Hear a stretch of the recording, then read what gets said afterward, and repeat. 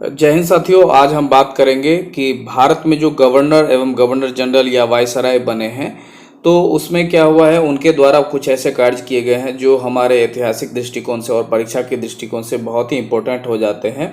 उनके बारे में जानना कि उनके द्वारा क्या क्या कार्य किए गए हैं। तो आइए यहाँ पे आज जानना शुरू करते हैं। स्पीडी का ये सेट है। अगर आप इसको पढ़ना चाहें तो आप इसको बुक में भी देख सकते हैं, लेकिन इसमें आपको एक एक कोशिश किया गया है कि छोटा छोटा करके आपको याद कराने का। तो इसमें जो गवर्नर जनरल एवं वायसराय के बारे में दिया गया है, तो गवर्नर जनरल इसमें पहला दिया गया है कि आपको जो बंगाल के जो पहले गवर्नर थे ये आपको दिया गया है वारेन हेस्टिंग्स के द्वारा। लेकिन वारेन हेस्टिंग्स से पहले बंगाल के गवर्नर भी बने हैं, तो उनके बारे में भी जानना आपको जरूरी। ये आपको रेगुलेटिंग एक्ट के तहत बने हैं, इसके बारे में यहाँ दिया गया है।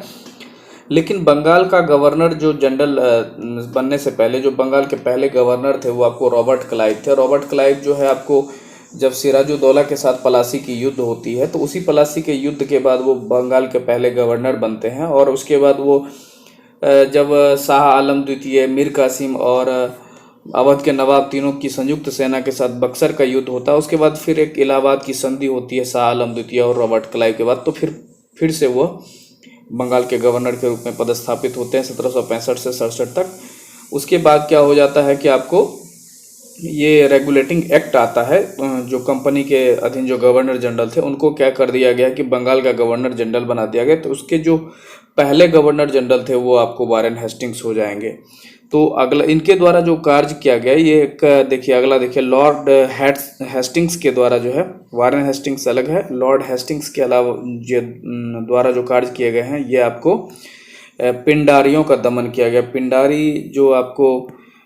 पिंडारी आपको एक कोई मूवी में आप सुने होंगे कि इनका जो सैनिक थे ये और इनसे युद्ध करने के लिए जाने जाते थे, खतरनाक युद्ध, तो उनका दमन इन्होंने किया है। बंगाल में जो द्वैत शासन है इनके रॉबर्ट क्लाइव के द्वारा, जब आपको 1757 का युद्ध आप देखेंगे सिराजुद्दौला और इनके मध्य, तो उसके बाद ही ये बंगाल में द्वैत शासन प्रणाली की स्थापना करते हैं या फिर वो चलाते हैं।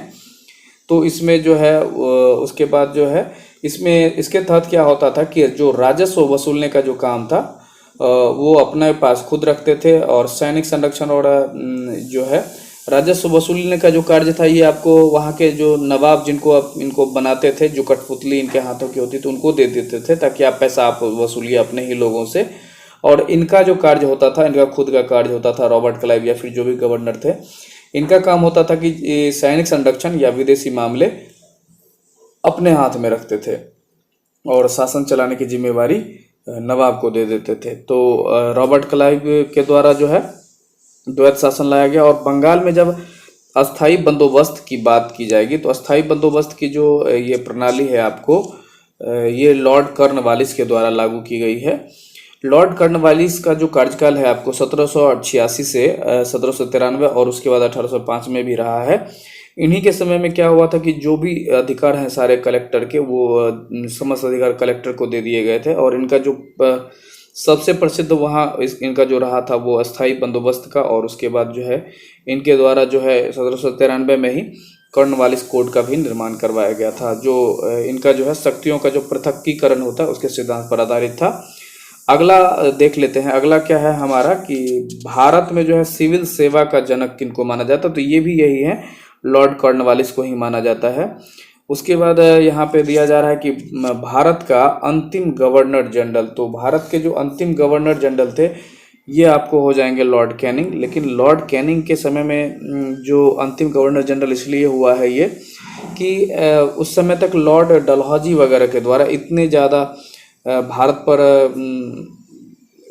परेशान कर दिया गया था इनको कि बहुत सारे ऐसे ऐसे पॉइंट्स ला के जाके डॉक्ट्रिन ऑफ लैप्स, उसके बाद इनाम कमीशन की स्थापना इनके द्वारा ही की गई थी। उसके बाद जो इनका सबसे जो कुख्यात प्रोग्राम था वो आपको डॉक्ट्रिन ऑफ लैप्स, इसके कारण से इनको ज़्यादा याद किया जाता है।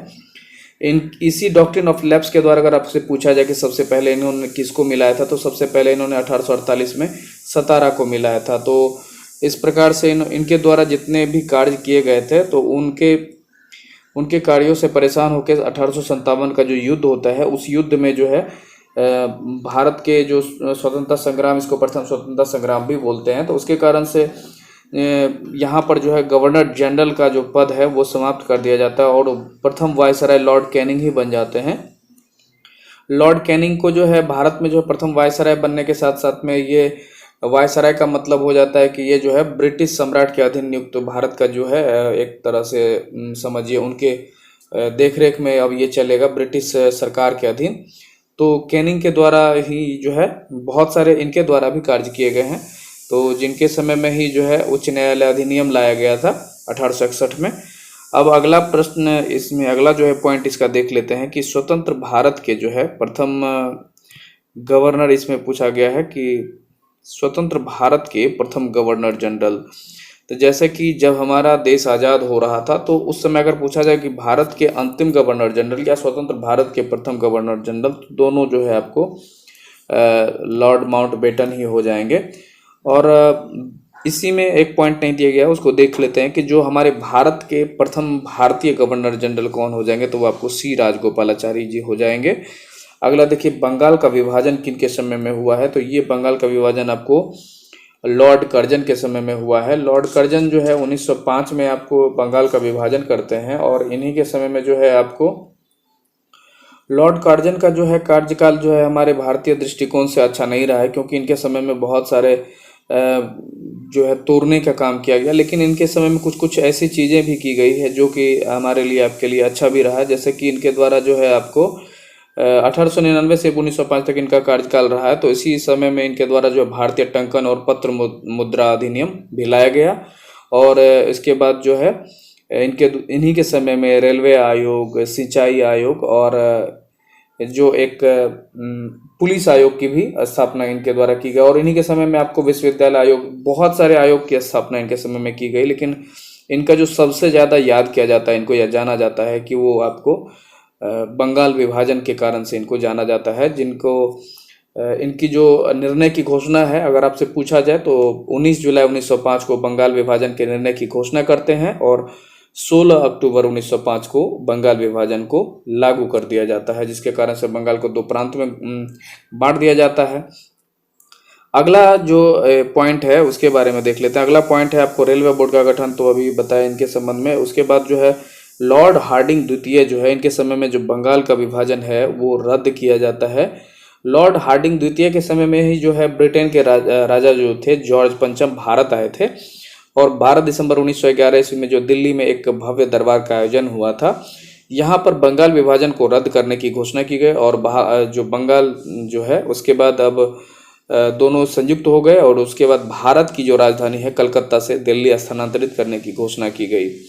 तो इनके समय का यही सबसे इम्पोर्टेंट रहा। उसके बाद जो है अगला देख लेते हैं।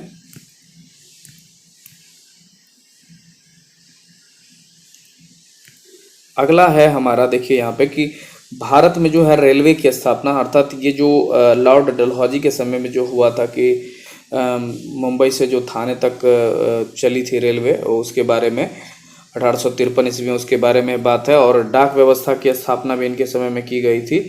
पहली बार जो पाकिस्तान की मांग है, आपको इसके बारे में अगर पूछा जा सकता है तो ये लिनलिथ-गो के समय में जो है हमारे भारत के जो गवर्नर जनरल उस समय में थे, उनके समय में, या वायसराय कह सकते हैं, इनके समय में ही जो है पाकिस्तान की मांग 1940 ईस्वी में जो है लीग का जो लाहौर अधिवेशन हुआ था, इन्हीं के समय में हुआ था।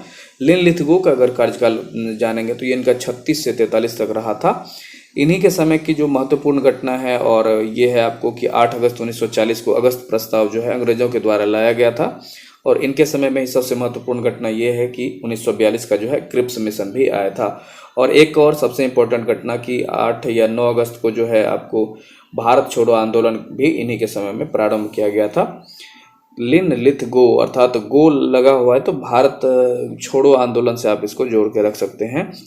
और अगला देखिए कि जो जलियांवाला बाग हत्याकांड है, ये देखिए आपको लॉर्ड चेम्सफोर्ड के कार्यकाल में जो जलियांवाला बाग हत्याकांड जो है, कितनी बार आप लोगों से डिस्कस भी किए कि जलियांवाला बाग हत्याकांड आपको रॉलेट एक्ट के विरुद्ध लाया गया था। तो रॉलेट एक्ट ऐसा कानून था जिसके विरुद्ध में न वकील न दलील से संबंधित था, तो इसे काला कानून कहा गया था। तो उसी से संबंधित एक कानून लाया गया था जिसके विरोध में बहुत सारे लोग आंदोलन कर रहे थे और इसी के समय में जो है जो भी 13 अप्रैल 1919 को जलियांवाला बाग में जो है धड़ाधड़ जो डायर के द्वारा गोलियां चलवा दी जाती है और बहुत सारे लोगों की मृत्यु हो जाती है इसमें। और इन्हीं के समय में 1917 ईस्वी में सैडलर आयोग का ही गठन होता है। अगला प्रश्न देख लेंगे हम कि सती प्रथा के बारे में दिया गया है जो विलियम बेंटिक के बारे में। तो इनके समय की जो सबसे महत्वपूर्ण घटना है आपको वो है आपको सती प्रथा का इनके द्वारा जो है उन्मूलन किया गया। भारत के जो प्रथम गवर्नर जनरल हुए हैं ये आपको लॉर्ड विलियम बेंटिक ही हुए हैं। तो इनसे संबंधित यही प्रश्न है आपको। अगला प्रश्न देखेंगे कि प्रथम फैक्ट्री अधिनियम जो है आपको ये लाया गया है आपको लॉर्ड रिपन के द्वारा। तो लॉर्ड रिपन के द्वारा जो प्रथम फैक्ट्री अधिनियम लाया गया है आपको ये इनके समय की बहुत महत्वपूर्ण घटना थी और इन्हीं के द्वारा जो है स्थानीय स्वशासन की शुरुआत की गई थी। और इनके समय में ही जो है 1881 में जनगणना पहली बार सर्वप्रथम करवाई गई और तब से लेकर अभी तक जो है प्रत्येक 10 वर्ष के बाद जनगणना कराती जा रही है। और इसके समय की एक और महत्वपूर्ण घटना है कि इसने जो है सिविल सेवा में जो प्रवेश की अधिकतम आयु थी उसको 19 वर्ष से 21 वर्ष बढ़ा दिया था। इन्होंने कुछ अच्छे काम किए थे। अगला प्रश्न देखेंगे हम जो अगला है हमारा कि अलीगढ़ मुस्लिम विश्वविद्यालय की स्थापना किनके समय में हुई थी। तो अलीगढ़ मुस्लिम यूनिवर्सिटी की स्थापना आपको लॉर्ड चैम्सफोर्ड के समय में हुई थी। संविधान सभा की जो प्रथम बैठक हुई तो ये 1946 में, उस समय में कौन थे तो लॉर्ड वेवेल। और ये जो संविधान सभा की स्थापना हुई थी प्रथम बैठक 9 दिसंबर 1946 को होती है जिसके अध्यक्ष आपको डॉक्टर सच्चिदानंद सिन्हा हो जाते हैं। उसके बाद बम्बई, कलकत्ता तथा मद्रास हाईकोर्ट की स्थापना के समय लॉर्ड कैनिंग, अभी जो आपको बताया कि 1861 में इन्होंने एक हाईकोर्ट वाला जो अधिनियम लाए थे उसके संबंध से संबंधित है। अगला देखिए कि होम रूल लीग की स्थापना तथा चंपारण सत्याग्रह ये किनके समय में हुआ। तो ये दोनों जो इम्पोर्टेंट है आपको होम रूल लीग और चंपारण सत्याग्रह ये आपको गांधी जी 1916 के जो आंदोलन लखनऊ अधिवेशन के बाद उसमें भाग लेते हैं पर पहली बार आपको सत्याग्रह करते हैं और ये लॉर्ड चैम्सफोर्ड के समय में होता है। सहायक संधि की शुरुआत तथा फोर्ट विलियम कॉलेज की स्थापना किनके द्वारा की जाती है। तो ये बेलेजली के द्वारा की जाती है सहायक संधि की शुरुआत। और भारत में जो है सहायक संधि का पहला प्रयोग अगर पूछा जाए तो आपको लॉर्ड डुप्ले हो जाएगा, सॉरी, ये पुर्तगाली गवर्नर थे। महारानी विक्टोरिया को कैसरे हिंद की उपाधि से सम्मानित किया गया था आपको लॉर्ड लिटन के समय में। अगला देख लेते हैं कि अंग्रेजी शिक्षा को माध्यम बनाया गया आपको कब से, तो विलियम बेंटिक के समय में 1835 ईस्वी में। अगला देख लेते हैं कि कौन अपने आप को बंगाल का शेर कहते थे, तो लॉर्ड वेलेस्ली। साइमन कमीशन कब भारत आए थे, तो ये आपको लॉर्ड इरविन के समय में आए थे। जब साइमन कमीशन की स्थापना जो है आपको नवंबर 1927 में होती है, ये 1928 में भारत आते हैं और इन्हीं के विरुद्ध में जो है साइमन कमीशन वापस जाओ के नारे लगाते समय और लाठीचार्ज में इनकी मृत्यु हो जाती है लाला लाजपत राय की। अगला देख लेते हैं आपको क्रिप्स मिशन कब भारत आए थे, तो ये क्रिप्स मिशन आपको लिन लिथगो के समय में आए थे। और कैबिनेट मिशन कब आए भारत पहुंचा, तो ये लॉर्ड वेवेल के समय में। कैबिनेट मिशन के संस्तुति पर ही आपको भारतीय संविधान सभा का निर्माण किया गया था।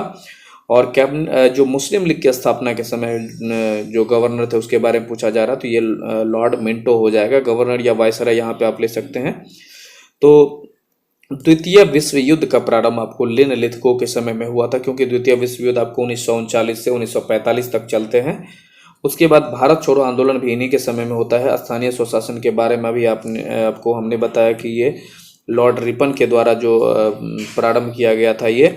और अगर पूछा जाए कि भारतीय इतिहास में स्थानीय स्वशासन के जनक, तो ये चोल प्रशासन को माना जाता है दक्षिण भारत में। सविनय अवज्ञा आंदोलन जो हुआ था हमारा, वो लॉर्ड इरविन के समय में हुआ था। इसी के समय में दांडी मार्च भी हुई थी।